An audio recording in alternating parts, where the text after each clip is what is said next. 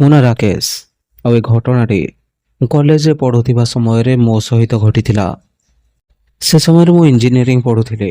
ଆଉ ଆପଣ ତ ଜାଣିଥିବେ ଇଞ୍ଜିନିୟରିଂ ପଢ଼ା ପାଇଁ କେତେ ଖର୍ଚ୍ଚ ହୁଏ। ମୋ ବାପା ଜଣେ ଟ୍ୟାକ୍ସି ଡ୍ରାଇଭର ଥିଲେ ଆଉ ସେ କେତେ କଷ୍ଟରେ ଯେ ମୋ ପାଇଁ ପଇସା ଯୋଗାଡ଼ କରୁଥିଲେ ସେଇଟା ମୁଁ ହିଁ ଜାଣେ। ସେସବୁକୁ ଦେଖି ମୁଁ ଭାବିଲି ଯେ ମୁଁ ଗୋଟିଏ ପାର୍ଟ ଟାଇମ୍ ଜବ୍ କରିବି। ମୁଁ ଭାବିଲି ମୁଁ ତ ଟ୍ୟାକ୍ସି ଚଲାଇବା ଜାଣିଛି, ମୁଁ ଯଦି ରାତିରେ ଟ୍ୟାକ୍ସି ଚଲାନ୍ତି ତେବେ ମୁଁ ମୋ ନିଜ ଖର୍ଚ୍ଚ ତୁଲାଇବା ସହିତ ଘରେ ବି କିଛି ହେଲ୍ପ କରିପାରନ୍ତି। ଦିନସାରା କଲେଜର କ୍ଲାସ୍ କରିସାରିବା ପରେ ରାତିରେ ଟ୍ୟାକ୍ସି ଚଲାଇବା ଏତେ ସହଜ ନଥିଲା। ତଥାପି ମୁଁ ସେ କଠିନ ନିର୍ଣ୍ଣୟଟି ନେଇଗଲି। ଯେଉଁ ଅଙ୍କଲଙ୍କ କ୍ୟାଣ୍ଟିନ୍କୁ ଖାଇବାକୁ ଯାଉଥିଲେ ସେ ଅଙ୍କଲ ବି ଜଣେ ଟ୍ୟାକ୍ସି ଡ୍ରାଇଭର ଥିଲେ। ତେଣୁ ମୁଁ ତାଙ୍କ ସହିତ କଥାବାର୍ତ୍ତା କରିନେଲି ସେ ଦିନରେ ଟ୍ୟାକ୍ସି ଚଲାଇବେ ଆଉ ମୁଁ ରାତିରେ। ମୋତେ ଆଜି ବି ସେଦିନ ଠିକ୍ ସେ ମନେ ଅଛି। ସେଦିନ 2 ଅକ୍ଟୋବର ଥିଲା, କଲେଜର ଛୁଟି ଥିଲା ସେଦିନ। ମୁଁ ସିଧା ଲାଇବ୍ରେରୀରୁ ଘରକୁ ଆସିଗଲି ଆଉ ଘରେ ଆସି ଶୋଇପଡ଼ିଲି। ଅଙ୍କଲ ସେଇ ରାତି 9ଟା-10ଟା ସୁଦ୍ଧା ନିଜ ଘରକୁ ଫେରି ଆସୁଥିଲେ। ତେଣୁ ମୁଁ ସେହି ସମୟରେ ତାଙ୍କ କ୍ୟାଣ୍ଟିନ୍କୁ ଖାଇବା ପାଇଁ ଚାଲି ଯାଉଥିଲି, ଯେମିତିକି ମୁଁ ସେଠାରେ ନିଜ ଖାଇବା ସାରି ତାଙ୍କ ଟ୍ୟାକ୍ସି ନେଇ ସେଠାରୁ ଯାଇପାରିବି। ସେଦିନ ଠିକ୍ ରାତି 10ଟା କିମ୍ବା 10:30 ସମୟରେ ମୁଁ ସେଠାରୁ ନିଜ ଖାଇବା ସାରି ଟ୍ୟାକ୍ସି ନେଇ ବାହାରି ପଡ଼ିଲି। ସେଦିନ ହଲିଡେ ଯୋଗୁଁ ବେଶୀ ଲୋକ ନଥିଲେ, ନାହିଁ ବେଶୀ ଗହଳି ଥିଲା। ରାସ୍ତା ପୁରା ସୁନସାନ ଥିଲା। ରାସ୍ତାରେ କାଁ ଭାଁ କେଉଁଠି ଗୋଟେ ଦିଟା ଗାଡ଼ି କିମ୍ବା କେହି ଜଣେ ଲୋକ ଦେଖାଯାଉଥିଲେ। ମୁଁ ଟ୍ୟାକ୍ସି ନେଇ ଗୋଟିଏ ଛକରେ ଲଗାଇଦେଲି ଆଉ ସେଇଠାରେ ଟ୍ୟାକ୍ସି ଭିତରେ ବସି ନିଜ ବହି ପଢ଼ିବାକୁ ଲାଗିଲି। ଚାରିଆଡ଼ର ମାହୋଲ ପୁରା ଶାନ୍ତ ଥିଲା, ଯାହାଫଳରେ ମୁଁ ବହି ପଢ଼ୁଥିବା ସମୟରେ ମୋତେ ଟିକେ ନିଦ ଲାଗି ଆସିଥିଲା। ଆଉ ଠିକ୍ ସେହି ସମୟରେ ହଠାତ୍ କେହି ଜଣେ ଆସି ଟ୍ୟାକ୍ସିର କାଚକୁ ନକ୍ କରିବାକୁ ଲାଗିଲା। ବାହାରକୁ ଦେଖିବାରୁ ଜଣେ ବୃଦ୍ଧ ବ୍ୟକ୍ତିଙ୍କୁ ମୋ ଟ୍ୟାକ୍ସି ପାଖରେ ଦେଖିବାକୁ ପାଇଲି। ସେ ମୋତେ ଏହା କହିଲେ କି ପୁଅ, ମୋତେ ଟିକେ ଗାଁ ପର୍ଯ୍ୟନ୍ତ ଛାଡ଼ିଦେବ। ମୁଁ ଜାଣିଥିଲି ସେ ଯେଉଁ ଗାଁ କଥା କହୁଥିଲେ ସେ ଏଠାରୁ 15ରୁ 18 କିଲୋମିଟର ଦୂରରେ ଥିଲା। ଆଉ ସେ ଗାଁକୁ ଯାଉଥିବା ରାସ୍ତା ଏକଦମ ସୁନସାନ ଥିଲା। ଯିବାକୁ ତ ମୁଁ ଚାଲିଯିବି, କିନ୍ତୁ ଫେରିଲା ବେଳକୁ ମୋତେ ଏକୁଟିଆ ହିଁ ଆସିବାକୁ ପଡ଼ିବ, କାରଣ ଏହିପରି ରାସ୍ତାରେ ରିଟର୍ଣ୍ଣ ପ୍ୟାସେଞ୍ଜର ମିଳିବା ବହୁତ କଷ୍ଟ ଥିଲା। ମୁଁ କିଛି ଦିନରୁ ଟ୍ୟାକ୍ସି ଚଲାଇବାରୁ ଏହା ମଧ୍ୟ ନୋଟିସ୍ କରିଥିଲି କି ସେପଟ ରାସ୍ତାକୁ କେହି ବି ଟ୍ୟାକ୍ସି ଡ୍ରାଇଭର ରାତି 11ଟା ପରେ ଯା ଆସ କରନ୍ତିନି। ସେଥିପାଇଁ ମୁଁ ବାବାଙ୍କୁ ମନା କରିଦେଲି କି ମୁଁ ନୂଆ ଅଛି ଆଉ ସେ ସୁନସାନ ରାସ୍ତାରେ ମୁଁ ଏତେ ବାଟ ଯାଇପାରିବିନି। ଏହା ଶୁଣିବା ପରେ ସେ ମୋତେ କହିଲେ ଯେ ପୁଅ, ତମେ ଯଦି କହିବ ମୁଁ ତୁମକୁ 2ରୁ 3 ଗୁଣା ପଇସା ଦେଇଦେବି, କିନ୍ତୁ ଦୟାକରି ମୋତେ ନେଇ ମୋ ଘରେ ଛାଡ଼ିଦିଅ, କାରଣ ମୋ ଔଷଧ ମୋ ଘରେ ରହିଯାଇଛି ଆଉ ମୋ ଦେହ ବି ମୋତେ କିଛି ଏବେ ଠିକ୍ ଲାଗୁନି। ଏହା ଶୁଣି ମୁଁ ଭାବିବାକୁ ଲାଗିଲି କି ଆଜି ତ ବେଶୀ ଭଡ଼ା ହେଇନି, ତେଣୁ ଗୋଟିଏ ଭଡ଼ାରେ ହିଁ ଆଜିର କାମ ହେଇଯିବ ଆଉ ତା ସହିତ ରାତି ସାରା ବି ଟ୍ୟାକ୍ସି ଚଲାଇବାକୁ ପଡ଼ିବନି। ଏଇ ଗୋଟିଏ ଟ୍ରିପ୍ରେ ହିଁ ମୋ ରାତିର ପୁରା ପଇସା ବସୁଲ ହୋଇଯିବ। ଏହା ଭାବି ମୁଁ ତାଙ୍କୁ ଟ୍ୟାକ୍ସିରେ ବସିବା ପାଇଁ କହିଲି ଆଉ ଟ୍ୟାକ୍ସିକୁ ସେ ଗାଁ ରାସ୍ତା ଆଡ଼କୁ ନେଇ ଚାଲିଲି। ସୁନସାନ ଅନ୍ଧାରିଆ ରାସ୍ତା। ମୋତେ ଟିକେ ଡର ତ ଲାଗୁଥିଲା, କିନ୍ତୁ ମୁଁ ଭିତରୁ ଖୁସି ଥିଲି, କାରଣ ମୋତେ ଏତେ ସାରା ପଇସା ଯେଉଁ ମିଳୁଥିଲା। ମୁଁ ସେ ସୁନସାନ ରାସ୍ତାରେ ବହୁତ ଆଗକୁ ଚାଲି ଆସିଥିଲି। ଟ୍ୟାକ୍ସି ସେଇ ଆବଡ଼ା ଖାବଡ଼ା ରାସ୍ତା ଦେଇ ଆଗକୁ ବଢ଼ୁଥିଲା। ସେ ବୁଢ଼ା ବ୍ୟକ୍ତି ଜଣକ ବୋଧେ ସେତେବେଳକୁ ଶୋଇଯାଇଥିଲେ। ରାସ୍ତା ସୁନସାନ ଓ ଆବଡ଼ା ଖାବଡ଼ା ଥିଲା, ତେଣୁ ମୁଁ ଆଖପାଖକୁ ଦେଖି ଆରାମସେ ଗାଡ଼ି ଚଲାଉଥିଲି। ମୋତେ ସେ ସମୟରେ ଟିକେ ଟିକେ ଭୟ ଲାଗୁଥିଲା, କାରଣ ସେ ରାସ୍ତାଟି ସମ୍ପୂର୍ଣ୍ଣ ଭାବରେ ଅନ୍ଧାର ଥିଲା ଆଉ ସେ ସମୟରେ ରାତି 12ଟା ବାଜି ସାରିଥିଲା। ମୁଁ କିଛି କଥା ମନରେ ଏମିତି ଭାବି ଭାବି ଆଗକୁ ଗାଡ଼ି ଚଲାଉଥିଲି କି ହଠାତ୍ କିଛି ଗୋଟିଏ ମୋ ଗାଡ଼ି ସହିତ ଜୋରରେ ପିଟି ହୋଇଗଲା। ଗୋଟିଏ ଧଡ଼କି ଆୱାଜ ହେଲା ଆଉ ତା ସହିତ ଗୋଟିଏ ଚିତ୍କାର ପୁରା ଅଞ୍ଚଳରେ ଖେଳିଗଲା। ମୁଁ ହଠାତ୍ ଟ୍ୟାକ୍ସିର ବ୍ରେକ୍ ଲଗାଇଲି ଆଉ ସେ ଚିତ୍କାର ଶୁଣି ମୋ ଦେହ ପୁରା ଥଣ୍ଡା ପଡ଼ିଗଲା। ମୁଁ ଗାଡ଼ି ରଖି ଅନ୍ଧାରରେ ଏପଟ ସେପଟ ଦେଖିବାକୁ ଲାଗିଲି କି ଠିକ୍ ସେହି ସମୟରେ ସେ ବୃଦ୍ଧ ବ୍ୟକ୍ତି ଜଣକ ମୋ କାନ୍ଧରେ ହଠାତ୍ ହାତ ରଖିଦେଲେ। ସେ ପଚାରିଲେ କି କ'ଣ ହେଲା, ଗାଡ଼ି କ'ଣ ପାଇଁ ଅଟକାଇ ଦେଲ? ମୁଁ କହିଲି କେଜାଣି କ'ଣ ହେଲା, ମୋତେ ଏମିତି ଲାଗିଲା ଯେମିତି ଗାଡ଼ି କେଉଁଥିରେ ପିଟି ହୋଇଗଲା। ବୋଧେ କୌଣସି ଛୋଟ ପିଲା ଥିଲା। ମୁଁ ଦେଖିବା ପୂର୍ବରୁ ହିଁ ତା ସହିତ ଗାଡ଼ିର ଆକ୍ସିଡେଣ୍ଟ ହୋଇଗଲା। ହଠାତ୍ ସେ ବୃଦ୍ଧ ବ୍ୟକ୍ତି ଜଣକ ମୋତେ ଜୋରରେ ହଲେଇ ଦେଇ କହିଲେ, ଗାଡ଼ି ଏଠି ଅଟକାନି, ଗାଡ଼ି ଜଲ୍ଦି ଚଲା ଏଠୁ। ସେ ବହୁତ ଡରି ଯାଇଥିଲେ ଓ ତାଙ୍କ ଦେହରୁ ଝାଳ ବହୁଥିଲା। ମୁଁ ତାଙ୍କୁ ବୁଝେଇଲି କି ନାଇଁ ମୁଁ ଥରେ ଦେଖିଦେଉଛି କି କ'ଣ ହୋଇଛି। ସେ କହିଲେ ତୁ ଏ ଜାଗା ବିଷୟରେ ଜାଣିନୁ, ତୁ ମୋ କଥା ମାନ, ଗାଡ଼ି ଜଲ୍ଦି ଚଲା ଏଠୁ। ତୁ ନିଜେ ଭାବନା ଏତେ ରାତିରେ କୋଉ ଛୋଟ ପିଲା ଆସି ଅନ୍ଧାର ରାସ୍ତାରେ ବୁଲିବ।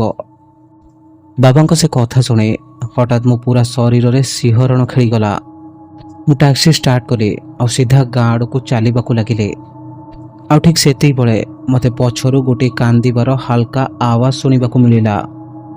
ମୁଁ ସେ ବୁଢ଼ା ବାବାଙ୍କୁ ପଚାରିଲି, ବାବା କ'ଣ ଆପଣଙ୍କୁ କୌଣସି କାନ୍ଦିବାର ଆୱାଜ ଶୁଣାଯାଉଛି?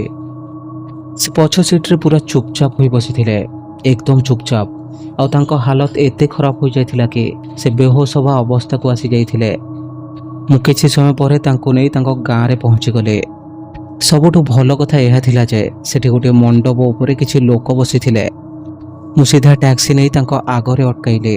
ଟ୍ୟାକ୍ସିରୁ ଓହ୍ଲାଇ ସେମାନଙ୍କୁ ପଚାରିଲି କି ଆପଣ ଏ ବାବାଙ୍କୁ ଚିହ୍ନିଛନ୍ତି କି? ତାଙ୍କ ଘର କେଉଁଠି ଆଉ ତାଙ୍କ ଦେହ ବହୁତ ଖରାପ ଅଛି। ସେ ଲୋକମାନେ ବାବାଙ୍କୁ ଚିହ୍ନିଥିଲେ। ସେ ତାଙ୍କୁ ଟ୍ୟାକ୍ସିରୁ ଉଠାଇ ତାଙ୍କ ଘରକୁ ନେଇଗଲେ। ତାଙ୍କ ଘର ସେଇଠି ପାଖରେ ହିଁ ଥିଲା। ମୁଁ ସେଠାରେ ଛିଡ଼ା ହୋଇ ଭାବୁଥିଲି କି ମୁଁ ଏ କେଉଁ ପରିସ୍ଥିତିରେ ପଡ଼ିଗଲି। ବାବାଙ୍କ ଅବସ୍ଥା ଦେଖି ମୋତେ 2 ଗୁଣା ପଇସା ମାଗିବା କ'ଣ, ମୋତେ ମୋ ଟ୍ୟାକ୍ସିର ଭଡ଼ା ମାଗିବା ପାଇଁ ବି ଖରାପ ଲାଗୁଥିଲା। ସେ ଲୋକମାନେ ବାବାଙ୍କୁ ତାଙ୍କ ଘରେ ଛାଡ଼ିଦେଲେ। ମୁଁ ସେଇଠାରେ ହିଁ ଛିଡ଼ା ହୋଇଥିଲି। ବାବାଙ୍କ ଘର ଲୋକମାନେ ମୋତେ ଧନ୍ୟବାଦ ଦେଲେ ଆଉ ତା ସହିତ କିଛି ପଇସା ମଧ୍ୟ ଦେଲେ। ଆଉ ସେ ପଇସା ପାଇ ମୁଁ ବହୁତ ଖୁସି ଥିଲି, କାରଣ ମୋତେ ଯିବା ଆସିବାର ଖର୍ଚ୍ଚ ମିଳିଯାଇଥିଲା। ଆଉ ମୁଁ ବି ତାଙ୍କୁ ଧନ୍ୟବାଦ ଦେଇ ସେଠାରୁ ଚାଲି ଆସିଲି। ମୁଁ ଯେମିତି ସେ ଗାଁରୁ ବାହାରକୁ ଆସିଲି, ମୋତେ ଘନ ଅନ୍ଧକାରର ଅନୁଭବ ହେଲା। ଆଉ ଗୋଟିଏ ପରେ ଗୋଟିଏ ସେ ପିଲା ଆଉ ସେ କାନ୍ଦିବାର ଶବ୍ଦ କଥା ଭାବି ମୋ ମନରେ ଭୟ ବସା ବାନ୍ଧିବାକୁ ଲାଗିଲା। ସେହି ସମୟରେ ମୁଁ ଏହା ଭାବିଲି ଯେ ଗାଡ଼ିକୁ ମୁଁ ବହୁତ ଜୋରରେ ଚଲାଇବି ଆଉ କେଉଁଠି ବି ଅଟକେଇବିନି। କିଛି ସମୟ ପରେ ମୁଁ ସେହି ରାସ୍ତାରେ ଆସିଗଲି ଯେଉଁଠାରେ ଘନ ଅନ୍ଧକାର ସହିତ ସେ ରାସ୍ତାଟି ପୁରା ସୁନସାନ ଥିଲା।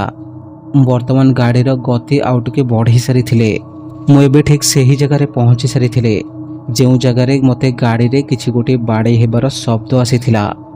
ମୁଁ ସେ ଆକ୍ସିଡେଣ୍ଟ ବିଷୟରେ ଭାବୁ ହିଁ ଥିଲି କି ସେହି ସମୟରେ ଗୋଟିଏ 3 ରୁ 4 ବର୍ଷର ପିଲା ମୋତେ ରାସ୍ତା କଡ଼ରେ ଚାଲୁଥିବାର ଦେଖିବାକୁ ମିଳିଲା। ତାକୁ ଦେଖି ମୁଁ ଟ୍ୟାକ୍ସିକୁ ତାଠୁ କିଛି ଦୂରରେ ହିଁ ଅଟକେଇ ଦେଲି। ହେଡଲାଇଟ୍ର ଆଲୋକରେ ମୁଁ ତାକୁ ଭଲ ଭାବରେ ଦେଖିପାରୁଥିଲି। ହଠାତ୍ ଏହି ସମୟରେ ମୋତେ ବାବାଙ୍କର କହିଥିବା କଥା ମନେ ପଡ଼ିଗଲା କି କୋଉ ଛୋଟ ପିଲା ଏତେ ଅନ୍ଧାର ରାତିରେ ଏ ସୁନସାନ ରାସ୍ତାରେ ବୁଲିବ। ହଠାତ୍ ମୋ ଗାଡ଼ିର ଷ୍ଟାର୍ଟ ବନ୍ଦ ହୋଇଗଲା ଆଉ ସେହି ସମୟରେ ମୋତେ ଗାଡ଼ି ଷ୍ଟାର୍ଟ କରିବାକୁ ବି ଡର ଲାଗୁଥିଲା, କାଳେ ସେ ମୋ ଗାଡ଼ିର ଆୱାଜ ଶୁଣି ମୋ ଆଡ଼କୁ ନ ଆସିଯାଉ। ଆଉ ଠିକ୍ ସେତିକିବେଳେ ସେ ପିଲାଟି ଚାଲୁ ଚାଲୁ ହଠାତ୍ ଅଟକିଗଲା ଆଉ ରାସ୍ତାର ଠିକ୍ ମଝିରେ ଆସି ଛିଡ଼ା ହୋଇଗଲା। ସେ ନିଜ ଆଖି ପତା ନ ପକାଇ ସେହିପରି ମୋ ଆଡ଼କୁ ଚାହିଁ ରହିଥିଲା। ମୁଁ ଏହା ଦେଖି ବୁଝି ସାରିଥିଲି କି ଏ ତ କୌଣସି ପିଲା ନୁହେଁ, ଏ ନିଶ୍ଚୟ କୌଣସି ଭୂତ ୟା ପ୍ରେତ ଅଟେ। ମୁଁ ଗାଡ଼ି ଷ୍ଟାର୍ଟ କଲି ଆଉ ବହୁତ ଜୋରରେ ଆଗକୁ ଯିବାକୁ ଲାଗିଲି। ହଠାତ୍ ମୋତେ ବହୁତ ଯନ୍ତ୍ରଣାଦାୟକ ଗୋଟିଏ କାନ୍ଦଣା ଶୁଣିବାକୁ ମିଳିଲା। ରାସ୍ତାଟି ବହୁତ ଆବେଡ଼ା ଖାବେଡ଼ା ଥିଲା, ଯେଉଁଥିପାଇଁ ମୁଁ ଚାହିଁକି ବି ବହୁତ ଜୋରରେ ଗାଡ଼ି ଚଲାଇ ପାରୁନଥିଲି। ଆଉ ମୁଁ ଦେଖିଲି ଗାଡ଼ି ସେ ପିଲାର ପାଖରେ ବି ପହଞ୍ଚି ପାରୁନି। ମୁଁ ସେ ଦୃଶ୍ୟ ଦେଖି କିଛି ସମୟ ପାଇଁ କନଫ୍ୟୁଜ୍ ହୋଇଯାଇଥିଲି ଯେ ମୋ ଗାଡ଼ି ଆଗକୁ ବଢ଼ୁନି ନା ସେ ପିଲାଟି ମୋ ଗାଡ଼ିର ଗତି ଅନୁସାରେ ନିଜକୁ ପଛକୁ ପଛକୁ ଘୁଞ୍ଚାଇ ନେଉଛି। କାରଣ ସେ ପିଲାଟି ମୋ ଗାଡ଼ିଠୁ ସେତିକି ଦୂରରେ ଥିଲା ଯେତିକି ମୁଁ ଗାଡ଼ି ଚଲାଇବା ଆଗରୁ ସେ ଥିଲା। ସେ ଛୋଟ ପିଲାଟି ସେହିପରି ମୋ ଗାଡ଼ି ଆଗରେ ଛିଡ଼ା ହୋଇଥିଲା। ତା ଚେହେରାରେ କୌଣସି ଭାବ ନଥିଲା। ହଠାତ୍ କିଛି ସମୟ ପରେ ସେ କୁଆଡ଼େ ଉଭାନ ହୋଇଗଲା ଆଉ ମୋ ଗାଡ଼ି ବି ଆଗକୁ ବଢ଼ିବାକୁ ଲାଗିଲା। ମୁଁ ଟିକେ ଶାନ୍ତିରେ ନିଶ୍ୱାସ ମାରିଲି। ମୋତେ ଭିତରୁ ଟିକେ ଭଲ ଲାଗିଲା। କିଛି ସମୟ ଆଗକୁ ଗାଡ଼ି ନେବା ପରେ ମୋତେ ପୁଣି ଥରେ ସେହିପରି ଯନ୍ତ୍ରଣାଦାୟକ କାନ୍ଦଣାର ଆୱାଜ ଶୁଣାଗଲା। ଏଥର ସେ କାନ୍ଦିବାର ସ୍ୱରଟି କମିବା ବଦଳରେ ଆହୁରି ବଢ଼ି ବଢ଼ି ଯାଉଥିଲା। ମୁଁ ଆଉ ଥରେ ପୁଣି ଗାଡ଼ିକୁ କଷିକି ବହୁତ ଜୋରରେ ବ୍ରେକ୍ ମାରିଲି। ମୁଁ ଦେଖିଲି ମୋ ଗାଡ଼ିର ଠିକ୍ ସାମ୍ନାରେ ଆଉ ରାସ୍ତାର ଠିକ୍ ମଝିରେ ଜଣେ ସ୍ତ୍ରୀ ଲୋକ ବସିଥିଲେ। ତା ସାମ୍ନାରେ ଗୋଟିଏ ଛୋଟ ପିଲା ଶୋଇଥିଲା ଆଉ ସେ ସ୍ତ୍ରୀ ଲୋକ ଜଣକ ତାକୁ ତାଙ୍କ କୋଳରେ ନେଇ କାନ୍ଦୁଥିଲେ। ସେ ସ୍ତ୍ରୀ ଲୋକ ଜଣକର କାନ୍ଦଣା ଠିକ୍ ସେହିପରି ଶୁଣାଯାଉଥିଲା ଯେପରି ମୋତେ ଆଗରୁ ଶୁଣାଯାଉଥିଲା। ଠିକ୍ ସେହିପରି ଭୟଙ୍କର ଆଉ ଯନ୍ତ୍ରଣାପୂର୍ଣ୍ଣ କାନ୍ଦଣା। ସବୁଠୁ ଭୟଙ୍କର କଥା ଏହା ଥିଲା ଯେ ସେ ସ୍ତ୍ରୀ ଲୋକଙ୍କର ମୋ ଉପରେ ଧ୍ୟାନ ନଥିଲା ଆଉ ସେ ତଳକୁ ମୁହଁ କରି କାନ୍ଦୁଥିଲେ। କିନ୍ତୁ କିନ୍ତୁ ସେ ଛୋଟ ପିଲାର ଆଖି ଦୁଇଟି ମୋ ଉପରେ ହିଁ ଥିଲା, ନିର୍ଜୀବ ଆଉ କାଚ ପରି ଆଖି, ଯେପରି କୌଣସି ମୃତ ମାଛର ଆଖି ହୋଇଥାଏ। ମୋତେ ଭିତରୁ ଭିତରୁ ଭୟ ଲାଗିବାକୁ ଆରମ୍ଭ ହୋଇଗଲା। ମୋତେ ଏପରି ଲାଗିଲା ଯେମିତି ଆଜି ମୋର ମୃତ୍ୟୁ ସୁନିଶ୍ଚିତ। ମୁଁ ଡରରେ ଗାଡ଼ିର ହେଡ଼ଲାଇଟ୍ ବନ୍ଦ କରିଦେଲି, କିନ୍ତୁ ଅନ୍ଧାରରେ ବି ସେ ପିଲାର ଆଖି ଦୁଇଟି ନିଆଁ ପରି ଜଳୁଥିଲା। ମୋ ଟ୍ୟାକ୍ସିର ଯେଉଁ ଛୋଟ ଲାଇଟ୍ ଜଳୁଥିଲା ସେ ଲାଇଟ୍ ଯୋଗେ ମୁଁ ତାଙ୍କର ଗତିବିଧି ସମ୍ପୂର୍ଣ୍ଣ ଭାବରେ ଦେଖିପାରୁଥିଲି। ଆଉ ଠିକ୍ ସେତିକି ବେଳେ ସେ ସ୍ତ୍ରୀ ଲୋକଟି ଟିକେ ଆଗକୁ ଝୁଙ୍କିଗଲା। ହଠାତ୍ ସେ ସ୍ତ୍ରୀ ଲୋକଟି ଛିଡ଼ା ହୋଇଗଲା ଓ ନିଜ ଛୋଟ ପିଲାଟିକୁ ଗୋଟିଏ ହାତରେ ତଳୁ ଉଠାଇ ଧରିଲା ଆଉ ବହୁତ ଜୋରରେ ଚିଲ୍ଲେଇକି ମୋ ଆଡ଼କୁ ଆସିବାକୁ ଲାଗିଲା। ଏହା ଦେଖି ମୋ ହାତ ଗୋଡ଼ ବହୁତ ଜୋରରେ ଥରିବାକୁ ଲାଗିଲା। ମୁଁ ଗାଡ଼ିର କ୍ଲଚ୍ ଦବାଇବା ତ ଦୂରର କଥା, ମୁଁ ଗାଡ଼ିକୁ ଷ୍ଟାର୍ଟ ବି କରିପାରୁନଥିଲି। ମୁଁ ସେ ସମୟରେ ଏତେ ଡରି ଯାଇଥିଲି ଯେ ମୁଁ ସେତେବେଳେ କ'ଣ କରିବି କିଛି ବୁଝିପାରୁନଥିଲି। ସେ ସ୍ତ୍ରୀ ଲୋକର ସେ ଭୟଙ୍କର ଚେହେରାକୁ ଦେଖି ମୋ ମୁଣ୍ଡ ଭିତରେ ଏକ ଅଦ୍ଭୁତ ପ୍ରକାରର ଯନ୍ତ୍ରଣା ହେବା ଆରମ୍ଭ କରିଦେଲା। ତା ମୁହଁ ବହୁତ ଭୟଙ୍କର ଥିଲା, ଏପରି ଥିଲା ଯେମିତି କୌଣସି ଗାଡ଼ି ତା ମୁହଁ ଉପରେ ଚଢ଼ି ଚାଲି ଯାଇଛି। ତାର ଗୋଟିଏ ଆଖି ମୁଣ୍ଡ ଉପରକୁ ଥିଲା ତ ଆଉ ଗୋଟିଏ ଆଖି ନିଜ ଜେଗାରୁ ବାହାରି ଦାନ୍ତ ଭିତରେ ଆସି ପଶି ଯାଇଥିଲା। ନାକର ମାଂସ ଆଉ ମୁହଁର ମାଂସ କଟିଯାଇ ମୁହଁ ତଳକୁ ଝୁଲି ପଡ଼ିଥିଲା। ତା ଚେହେରା ଦେଖି ମୋତେ ସେଇଠାରେ ହିଁ ବାନ୍ତି ହୋଇଗଲା। ତା କାନ୍ଦିବା ଆଉ ଚିଲ୍ଲେଇବାର ଶବ୍ଦ ଏବେ ବି ମୋ କାନରେ ବାଜୁଥିଲା। ମୁଁ ଡରି ଯାଇ ଭଗବାନଙ୍କ ନାଁ ନେବା ଆରମ୍ଭ କରିଦେଲି। ଆଉ ହଠାତ୍ ଯେମିତି ସବୁକିଛି ଶାନ୍ତ ହୋଇଗଲା। ଧୀରେ ଧୀରେ ଆସୁଥିବା ସେ ଶବ୍ଦ ଗୁଡ଼ିକ କମ୍ ହେବାକୁ ଲାଗିଲା। ଆଉ ଠିକ୍ ସେହି ସମୟରେ ମୁଁ ଗାଡ଼ି ଷ୍ଟାର୍ଟ କଲି ଆଉ ଗାଡ଼ିକୁ ରିଭର୍ସ ଗିୟରରେ ପକାଇ ସେମିତି ପଛୁଆ ପଛୁଆ ଚଲେଇବାକୁ ଲାଗିଲି। ମୋତେ ଗାଡ଼ିର ସ୍ପିଡ୍ ଆଉ ରାସ୍ତା ବିଷୟରେ କିଛି ବି ଜଣାପଡ଼ୁନଥିଲା। ମୁଁ ବସ୍ ସେମିତି ହିଁ ପଛୁଆ ଗାଡ଼ି ଚଲେଇ ଚାଲିଥିଲି। ସେମିତି ପଛୁଆ କିଛି ସମୟ ଗାଡ଼ି ଚଲେଇବା ପରେ ହୁଏତ ମୋ ଗାଡ଼ି ରାସ୍ତାରୁ ତଳକୁ ଓହ୍ଲାଇଗଲା ଆଉ କୌଣସି ଗଛ ସହିତ ଜୋରରେ ପିଟି ହୋଇଗଲା। ଆଉ ସେ ବାଡ଼େଇ ହେବାଟା ଏତେ ଜୋରରେ ଥିଲା ଯେ ମୋ ଆଖି ଆଗରେ ଚାରିପଟେ ଅନ୍ଧାର ଛାଇଗଲା। ଆଉ ମୋତେ ଯେତେବେଳେ ହୋସ୍ ଆସିଲା ମୁଁ ସେ ବାବାଙ୍କ ଘରେ ଥିଲି, ଯାହାଙ୍କୁ କି ମୁଁ ତାଙ୍କ ଗାଁକୁ ନେଇ ତାଙ୍କ ଘରେ ଛାଡ଼ିକି ଆସିଥିଲି। ସକାଳର ସେଇ 5ଟା କି 6ଟା ହେଉଥିବ। ମୋ ହୋସ୍ର ଆସିବା ପରେ ସେ ଆସି ମୋ ପାଖରେ ବସିଲେ। ତାପରେ ସେ ମୋତେ କହିଲେ କି କାଲି ରାତିରେ ତାଙ୍କ ସହିତ କ'ଣ ହୋଇଥିଲା। କାଲି ରାତିରେ ଯେତେବେଳେ ଆମେ ସେ ରାସ୍ତାରେ ଆସୁଥିଲେ ସେତେବେଳକୁ ବାବାଙ୍କ ଦେହ ବହୁତ ଖରାପ ଥିଲା। ଆଉ ଯେତେବେଳେ ମୁଁ ତାଙ୍କୁ କହିଲି କି କୌଣସି ଛୋଟ ପିଲାର ଆମ ଗାଡ଼ି ସହିତ ଆକ୍ସିଡେଣ୍ଟ ହୋଇଯାଇଛି, ଆଉ ଠିକ୍ ସେତିକିବେଳେ ସେ ଗୋଟିଏ ସ୍ତ୍ରୀ ଲୋକକୁ ଦେଖିଥିଲେ। ଅନ୍ଧାରରେ ରାସ୍ତାର ଗୋଟିଏ କଡ଼ରେ ସେ ବସି ସେଠି କାନ୍ଦୁଥିଲା। ମୋତେ ସେ ବିଷୟରେ କିଛି କହିବା ଆଗରୁ ହିଁ ସେ ବେହୋସ୍ ହୋଇଯାଇଥିଲେ। ଗାଁରେ ବି ସେ ବିଷୟରେ କାହାରିକୁ ବି ଜଣା ନଥିଲା। ଯେତେବେଳେ ବାବା ଔଷଧ ଖାଇବା ପରେ ଟିକେ ହୋସ୍କୁ ଆସିଲେ ସେ ସର୍ବପ୍ରଥମେ ମୋ ବିଷୟରେ ପଚାରିଲେ। ସେ ଯେତେବେଳେ ଶୁଣିଲେ କି ମୁଁ ତାଙ୍କୁ ଛାଡ଼ି ସେଠାରୁ ଫେରି ଯାଇଛି, ସେ ନିଜର କିଛି ଗାଁ ଲୋକଙ୍କୁ ମୋ ପଛରେ ମୋତେ ଖୋଜିବା ପାଇଁ ପଠାଇଦେଲେ। ଏଇ କିଛି ଅଧଘଣ୍ଟା ପରେ ସେ ମୋତେ ଖୋଜିବାରେ ସଫଳ ହେଲେ। ମୁଁ ତାଙ୍କୁ ଗୋଟିଏ ବିଲରେ ପଡ଼ିଥିବାର ମିଳିଲି। ଟ୍ୟାକ୍ସି ଗୋଟିଏ ଗଛ ସହିତ ପିଟି ହୋଇ ତାର ଆଗ କାଚ ଭାଙ୍ଗି ଯାଇଥିଲା।